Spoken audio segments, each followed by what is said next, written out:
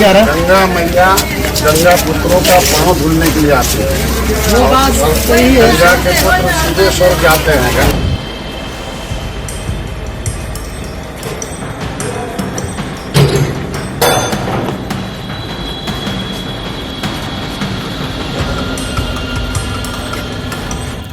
अब तो खुलकर स्कीम सामने आ गई है नरेंद्र मोदी साहब और उनकी सरकार की कि कैसे जांच एजेंसियों का इस्तेमाल सिर्फ सत्ता में बने रहने के लिए और सत्ता में आने के लिए करते हैं।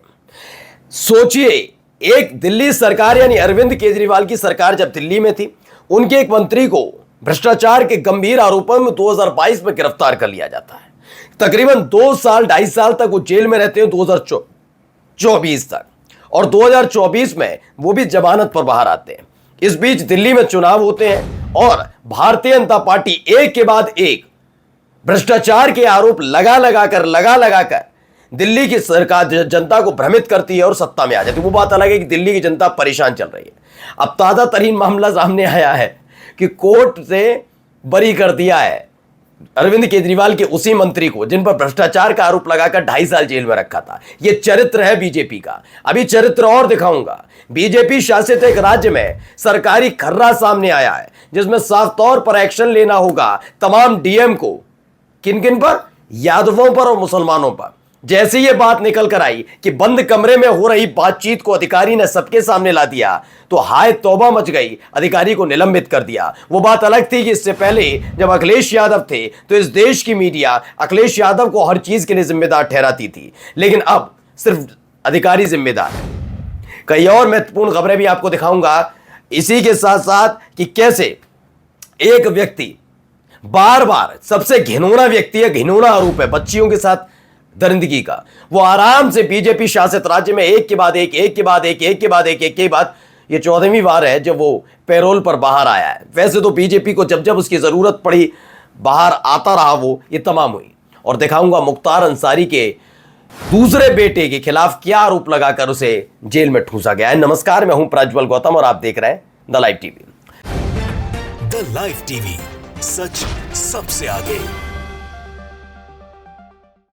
शुरुआत इस पर्चे और खर्चे के साथ करना चाहूंगा। पहले सबसे पहले पढ़ लीजिए कितनी मोहब्बत है उत्तर प्रदेश की योगी सरकार को आपसे। ये नहीं, मसला ये नहीं है, बाद में जब ये बात हुआ है वो बात क्या चीज है, पहले पढ़ लीजिए। निदेशक है पंचायती राज उत्तर प्रदेश, इन्होंने उत्तर प्रदेश के समस्त जिलाधिकारियों को एक पत्र लिखा। बताया कि उत्तर प्रदेश में 57,691 ग्राम पंचायत हैं जिसमें जाति विशेष यादव और धर्म विशेष मुसलमान के द्वारा जो अवैध कब्जे से ग्राम सभा की जमीनों, पोखरों, खाद, गड्ढों, खलियानों, खेल मैदान, शमशान भूमि एवं ग्राम पंचायत भवन को मुक्त कराने हेतु अभियान चलाने के संबंध में, यानी खास तौर पर यादवों और मुसलमानों से ये जमीनें वापस लेनी है। बाकी कब्जा करके बैठे रहे कोई वर्ग, तब रामराज है। ये रामराज लायक नहीं है। ये सोचिए, ये बात बात पे कहते हैं ना ये हमें ऐसे नहीं वैसे नहीं, मुसलमानों से कितने चिढ़ते हैं, यादवों से कितने चिढ़ते हैं, ये योगी आदित्यनाथ की सरकार की हकीकत है। वो बात अलग है। इन निदेशक महोदय एसएन सिंह को निलंबित कर दिया गया है कि सरकार जो अंदर बैठकर आपसे बात करती है उसे सरकारी खर्रे पर सबके सामने परोसना नहीं होता।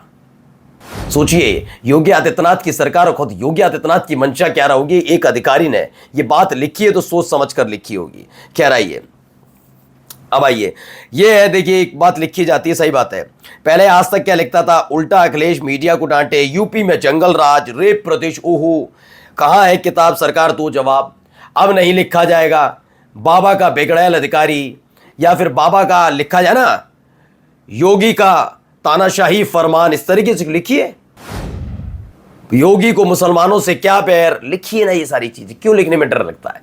क्योंकि बख्शे नहीं जाएंगे, इसीलिए। यहां बहुत आसान था कहना, सारी पत्रकारिता का ना धुआं उड़ गया है, हवा है, हालत नहीं है ठीक। चलिए पहले ये खबर भी देख ही लीजिए। पहले ये खबर क्या आई है।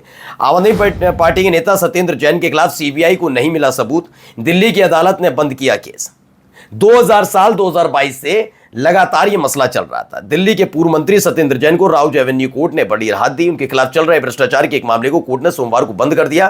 कोर्ट के इस फैसले पर आम आदमी पार्टी ने खुशी जताई, लेकिन खुशी जताने से फायदा क्या? बीजेपी को तो जो करना था वो कर लिया, जो करना था ना कर लिया उन्होंने।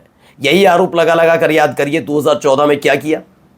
2014 में सरकार में आए, बताइए कितने घोटाले। 2G घोटाला किसको जेल, बताइए, 5G घोटाला, 2G घोटाला, कॉमनवेल्थ घोटाला, ये घोटाला वो घोटाला, चीखते थे ना ये नरेंद्र मोदी और अमित शाह दोनों।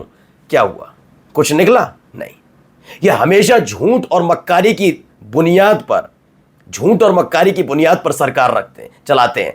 दिल्ली की जनता ने नकार दिया था, ये जानते थे अगर ये ऐसा नहीं किया, अगर अरविंद केजरीवाल, सत्येंद्र जैन, मनीष सिसोदिया इन सबको जेल में नहीं ठूसा तो ये माहौल नहीं बन पाएगा, ये भ्रष्टाचारी है। और अब क्या करें? कोई सबूत नहीं है हम पे, तो बिना सबूत के लिए किया। तो आपको लगता नहीं है कि जिन लोगों ने किया उस पहले जांच एजेंसी के उन बड़े अधिकारियों के गिरवा पकड़कर जेल में ठूस देना चाहिए?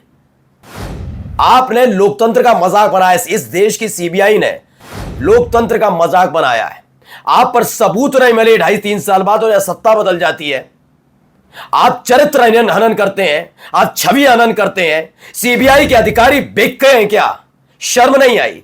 लोकतंत्र का माहौल उड़ा है। और साफ बताऊं, इसे देशद्रोह के, बिल्कुल देशद्रोह मानना चाहिए। सीबीआई के जिन अधिकारियों ने मामला दर्ज किया था और जांच कर रहे थे, लेकिन हो पाएगा? वो नहीं हो सकता, वो करवाना बहुत मुश्किल है इनसे, ठीक है ना। अब आइए, ये चेहरा जरा देखिए, ये है उमर अंसारी। अभी तो था ना मुसलमान और यादवों के खिलाफ ही होना कार्रवाई, ये देख लीजिए, एक तस्वीर आपके सामने। आरोप बताऊंगा इनके खिलाफ क्या है। ये जेल भेज दिए गए। ये अब्बास अंसारी नहीं है, मुख्तार अंसारी के छोटे बेटे उमर अंसारी है। इन पर आरोप है कि इन्होंने जो इनकी जमीनें जब्त कर ली गई थी, इसके लिए एक याचिका दी गई थी कोर्ट में। इन्होंने अपनी मां अफशा अंसारी के, जो फरार है समय, अफशा अंसारी के जाली दस्तखत किए थे। इन पर यह आरोप है। सबसे पहला सवाल है कि जो उमर अंसारी है, इन्होंने जाली दस्तखत अपनी मां के किए थे उस याचिका पर, यह साबित कैसे कर लिया? क्या अफशा अंसारी ने आपसे आकर शिकायत की? भाई कोई शिकायत करेगा ना। मैंने अगर मेरे फर्जी दस्तखत है, मान के चलो बैंक में किसी ने पकड़ ली कि जाली से लग रहा है, प्रज्वल के नहीं है, तो आप मुझसे पूछ रहे हैं, मैंने नहीं वो मेरे ही हैं, तो हो गया तस्दीक। या फिर मैंने कहा नहीं मेरे नहीं है, तो फिर उस आदमी को गिरफ्तार करोगे जो चेक लेकर आया है ना, यही होगा। अफशा अंसारी जब फरार चल रही हैं, जब उन्होंने, वो है ही नहीं, तो कैसे आपने बात कर ली अफशा अंसारी? क्या अफशा अंसारी ने आपसे शिकायत की? क्या उनसे कोई बातचीत हुई? नहीं ना। और आप कहेंगे जब फरार चली तो साइन कैसे कर दिए? तो ये आपको पता होगा, कई दफा कोर्ट की तरफ से आदेश निकल जाता है, गैर जमानती वारंट या जमानती वारंट होते हैं, तो बार ही बार जमानत लेने के लिए साइन होते हैं, वकील साइन करा लेता है। हमारे तो लॉरेंस बिश्नोई का इंटरव्यू एक न्यूज चैनल पर, जो जेल में बनता तब चल गया। ये कानूनन है, कानून में लिखा हुआ। फरार का मतलब पुलिस से फरार है, कानून की नजर से ऐसे फरार नहीं है। वो अपने चाहे तो आज भी आवेदन कर सकती हैं, ये स्थिति में तो वकील उनसे मिल सकता है, साइन होते हैं, तमाम चीजें होती हैं। वही हुआ हो तो जांच कैसे कर ली कि अफशा अंसारी के साइन नहीं है? क्योंकि मऊ में उपचुनाव होने जा रहे हैं और इनको पता है बीजेपी वालों को कि मऊ उपचुनाव में जीत दर्ज नहीं कर सकते जब तक अंसारी परिवार साथ खड़ा है। अब पहले तो अब्बास अंसारी को आपने अयोग्य करा लिया, अब इनकी बारी थी, इनको करा दिया। यही बाबा की नीति रीति। और फिर कहते हैं यादव और मुसलमानों के खिलाफ जो आदेश आया वो गलत है। आगे देखिए, हाँ, कौन जेल के बाहर आना चाहिए? वो और ये उमर अंसारी, उनको तो अंदर जाना चाहिए, ठीक है ना, उमर अंसारी को। और ये आदमी बाहर रहना चाहिए। इसका नाम है राम रहीम। 40 दिन की पैरोल मिली है इस गुंडे को। इस गुंडे को 40 दिन की। गुंडा क्यों कह रहा मैं बता देता हूं। जो गंदी और अश्लील हरकतें अपने भक्तों और बच्चियों के साथ करे वो नीच है, और इस नीच के साथ बीजेपी खड़ी है। 14वीं बार जेल से बाहर आ गया है। अब सोचिए कैसी बीजेपी की चाल, चरित्र और चेहरा, कैसे पार्टी के नेता। फिर कहते हो मनोहर लाल धाकड़ हमारा नेता नहीं है। मनोहर लाल धाकड़ जैसे नेता क्यों इनकी पार्टी में? क्योंकि राम रहीम इन बीजेपी वालों का गुरु है, इसीलिए। आइए, हाँ, मंत्री जी का बात सुनिए अब आप। चलिए, कौन लेके आ रहा है? गंगा मैया गंगा पुत्रों का पाँव धुलने के लिए आते हैं। वो बात सही है। गंगा के पुत्र सीधे स्वर्ग जाते हैं, गंगा जी के पास है। दरअसल ये संजय निषाद है, योगी आदित्यनाथ की सरकार में मंत्री हैं। बाढ़ग्रस्त इलाके का दौरा करने पहुंचे थे। लोगों ने कहा कि बाढ़ का पानी इतना बढ़ गया कि इनके रिहायशी इलाकों तक आ गया, बहुत परेशान है। तो मंत्री जी ने गजब का फॉर्मूला इजाद किया। इन्होंने कहा गंगा मैया गंगा पुत्रों के पैर धोने आती हैं तो व्यक्ति सीधा स्वर्ग जाता है। तो मंत्री जी अपने वाले आका का, पूरी कैबिनेट का एक इसी गंगा के किनारे आसपास बना ली, जो जब तक बाढ़ है तब तक सारे के सारे वहीं बैठे रहिए। आपसे बड़ा गंगा पुत्र कौन सा होगा?